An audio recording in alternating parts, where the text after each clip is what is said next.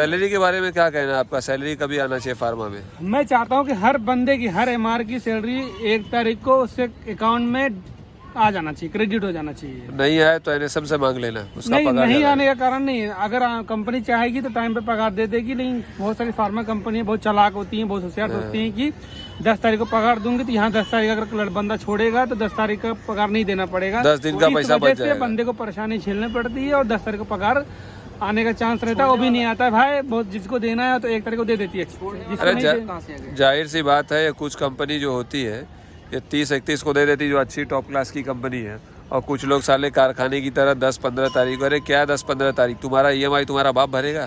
4 तारीख को तो ईएमआई आ जाता है। बंदे छोड़ ना दे ये। अरे भाई, जब इतनी बड़ी कंपनी चला रहे हो, इतना बड़ा जब सिस्टम हर चीज कर रहे हो, तो साला उसमें पगार देने में तुमको 10 दिन में दो या 1 तारीख को दो, पगार तो देना ही है। तो देखे बहुत सारी कंपनियों में कैसा भाई ना, एक्सपेंस पगार छोड़ो 10 तारीख को देंगे, एक्सपेंस डायरेक्ट 29 को देंगे। ये भोसड़ी चूतिया बनाने का स्कीम है कंपनी वालों। तो भाई कंपनी वाले क्या सोचते हैं, या तो पगार बच जाए या तो एक्सपेंस बच जाए। इनकी टारगेट बरोबर चाहिए और पगार एक्सपेंस और में भाई ज्यादा। क्लोजिंग में टारगेट चाहिए, कॉल प्लानिंग चाहिए, 12 कॉल चाहिए, सब कुछ बराबर चाहिए। बस खाली यही नहीं चाहिए, पगार ना देना पड़े। सब कुछ चाहिए लेकिन पगार ना देना पड़े। सही बात है यार। कई लोग तो बेचारे रेंट पे रहते हैं, तो रेंट कैसे भरेंगे ऐसे तुम लोग टाइम पे पगार नहीं दोगे?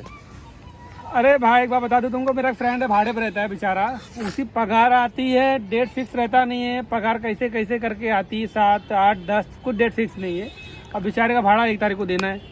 अब वो क्या करता है, हर महीने के 25 तारीख से बेंचों पार्ट टाइम नौकरी पकड़ लेगा तो बोलेंगे तुम 2 ड्यूटी कर रहे हो इसलिए यहाँ पे कॉन्सेंट्रेट नहीं कर पा रहे हो। ये भी लफड़ा है।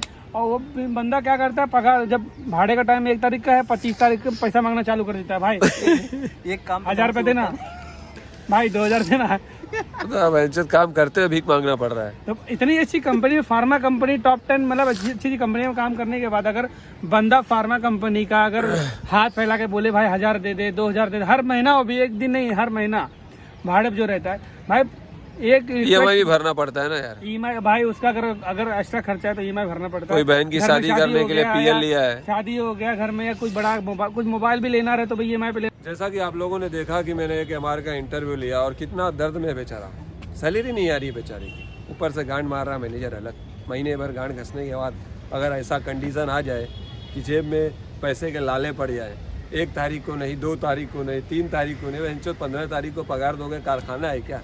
हाँ, अगर बंदे वो नौकरी कर रहा है तो उसको 1 तारीख तक सैलरी दे दो। मैं सभी कंपनियों से यही कहना चाहूँगा कि 30-31 तारीख को या 1 तारीख को दे दो, क्योंकि एक बार सैलरी आ जाने के बाद बंदा भूखा नंगा हो जाता है। जहाँ 10 तारीख आता है ना, मतलब 10 दिन के अंदर उसका पैसा रफा दफा, कि कुछ EMIs कट जाते हैं, कहीं किराने में चले जाते हैं, कुछ भोसड़ी के बाल कटाने में चले जाते हैं। तो कहने का मतलब कि खर्चा बहुत ज़्यादा है। और कुछ लोगों के बाल नहीं है तो उनकी बात छोड़ दो, लेकिन जिनके हैं उनको कटवाना पड़ता है, और बच्चों के तो है, सब थोड़ी गंजे घर में है। तो ऐसे में, ऐसे कंडीशन में खर्चा बहुत है। तो मैं चाहता हूँ सभी कंपनियों से यही कहना कि भाई टाइम पे पगार दो, टाइम पे एक्सपेंस दो, टाइम पे काम लो या ना लो, ये तो बात की बात है। क्योंकि काम का क्या है, वो तो चलता रहेगा बहनचोद, पगार आना बहुत ज़रूरी है। और मैं चाहता हूँ कि सबका पगार टाइम पे आए। जय हिंद, जय भारत। मिलते हैं अगली वीडियो में।